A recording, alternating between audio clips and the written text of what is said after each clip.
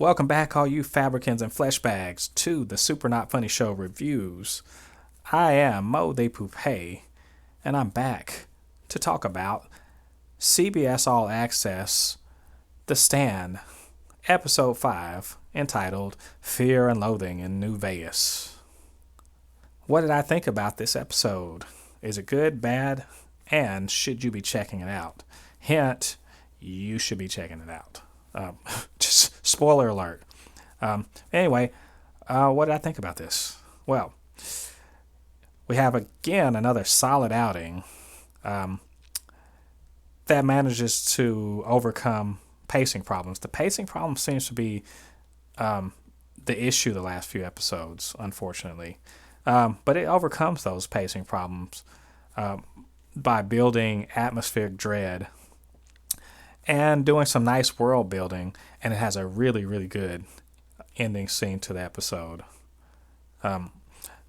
We finally get to see Randall Flagg's New Vegas, aka Las Vegas, but New Vegas, what it looks like. And let me just say, it looks fucking awful.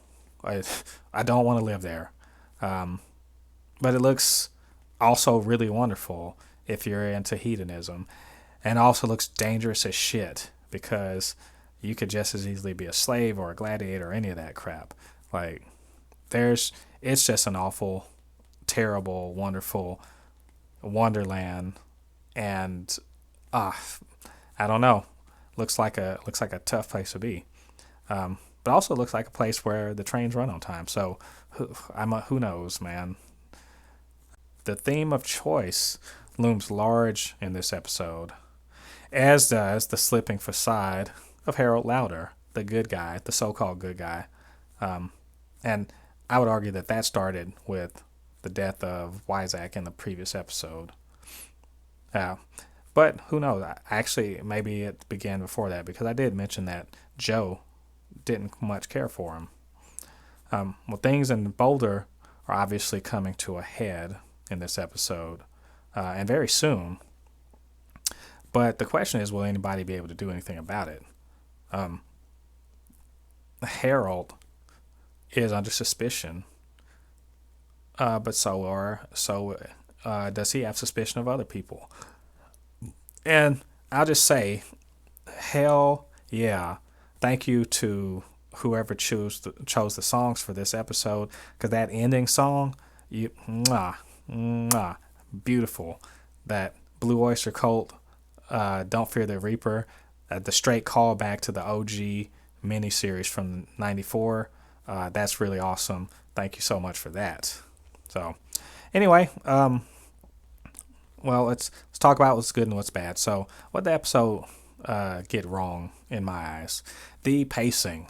I don't know why they choose to slow walk some things or just linger so much on some things. It feels sluggish at times. The good thing, though, is that by the time we got to this episode, a lot of the flashbacking has really kind of gone by the wayside. So it does sort of help the pacing a little bit, but it's still kind of bad.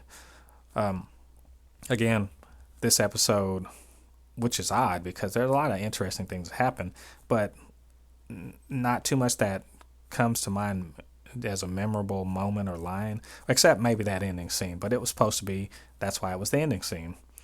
I still am not very impressed with Mother Abigail, which is unfortunate because I like Whoopi Goldberg, but what she's given to do here is just, she's like a non-entity at points, even though she does show up more in this episode. And there's clearly some sort of existential crisis that she's having about should she be the one that's running things. She's worried that God maybe hasn't abandoned her, but just doesn't have anything to tell her to do, and maybe she's on her own. And I might say that may have always been the case, because it's pretty clear. Again, it's clear to me that there's some kind of supernatural power at work, at least inside of everyone. That would explain why the dreams and everything the visions can work, and some people seem to have some sort of premonitions and things like that. So that could be what's going on. But in the episode, she just dips out, and I just feel like, well, how is Boulder going to be any different than when she was there? I mean, I'm just saying. I don't know. They don't show us enough of that. So those are the things that just kind of stood out to me. As for what it gets right, well, I'll say just New Vegas, just the way it's realized, it is lavishly realized. I assume they took over some, casino or some hotel somewhere and filmed this, but it just looks raw and full of pleasure and full of pain and full of broken ass people and terrible people, and also, oddly enough, full of people who just want to get back to work and keep the world running. There's a lot of hardworking people there. A lot of people. It's weird. Just some weird things happening in there.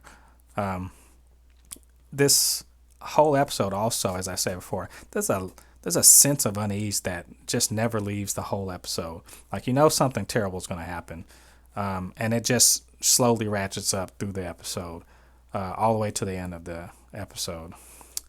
Tom Cullen, again, super awesome.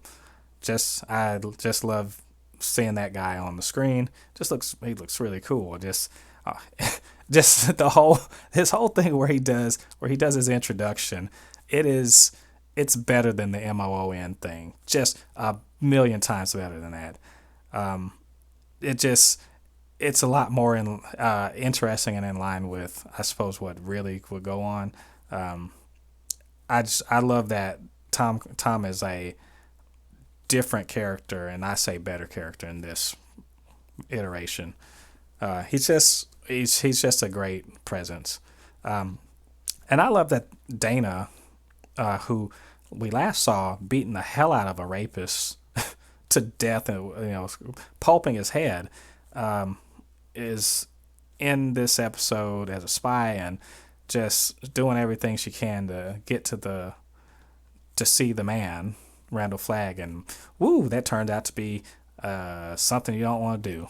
But she gets a hero's in, and it's pretty cool.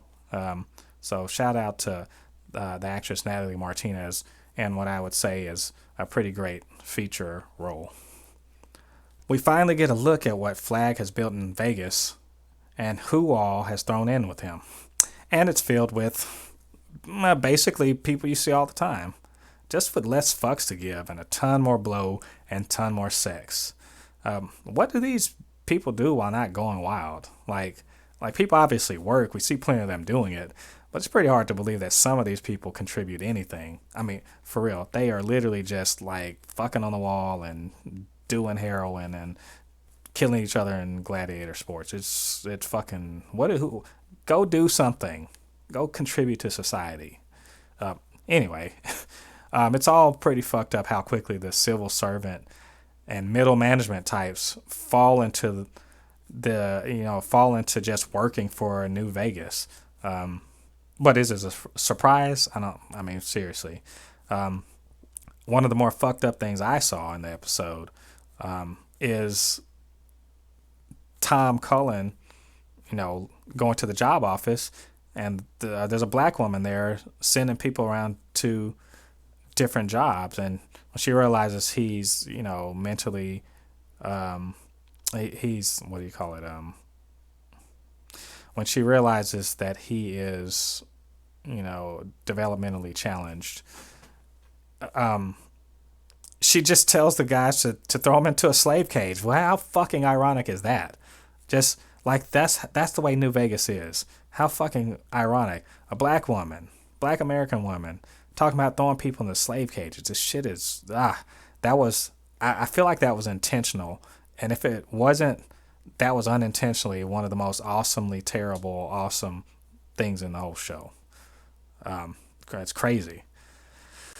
Flagg says specifically to Dana that he's protecting people from predators like the rapist on the road that she killed by reestablishing order.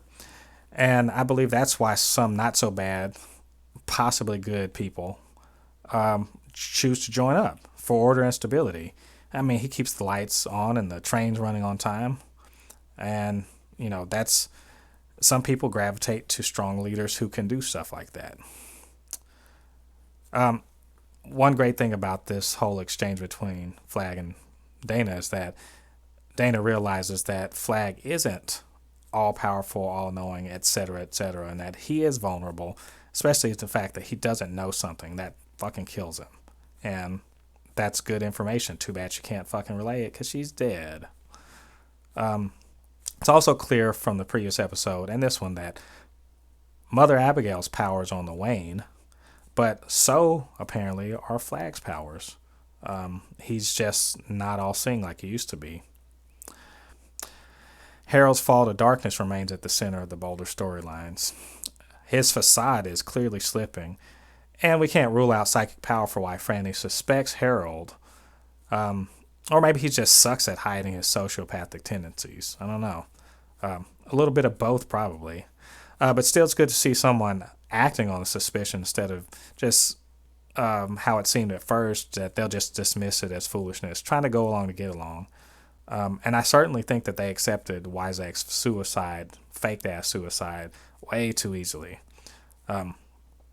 Seeing that Harold, as I suspected, was much smarter and more suspicious and more likely to take precautions than others, realizing as soon as Larry got into the house, I knew he was going to leave some kind of clue, and I just didn't realize, with electricity, nanny cams and shit. Also, Harold's taken this obsession, creepy shit to the next level. He really is. I mean, setting up a nanny cam, that's, oh man, he is, look, dude he's too far gone. He's too far gone. This shit's going down. It's just win. Let's just call it like that. So, but I'd say, damn, this is just a good episode. Good episode. Ready. We're at the halfway point. We are starting downhill towards that big finale. And, from here on, I hope the pacing gets better. I hope they just continue more of this. They wrap up this bit in Boulder, but some shit's got to go down, And we see more of New Vegas. New Vegas is, and we still have several characters that haven't been introduced yet. So I'm just excited. This show's been good. Anyway, those are my thoughts on the episode 5, Fear and Loathing in New Vegas. Did you agree? Did you disagree? Got some comments? Just leave me a comment down in the comment section, or you can shoot me an email, supernotfunnyshow@gmail.com, or on Twitter @supernotfunnys1. I would love to hear from you. Anyway, till next time, next week, where we talk about the next episode of The Stand. This has been Jen Thépuppét, and to all you Fabricans and Fleshbags, you guys have a good week, and we'll see you next time. Peace.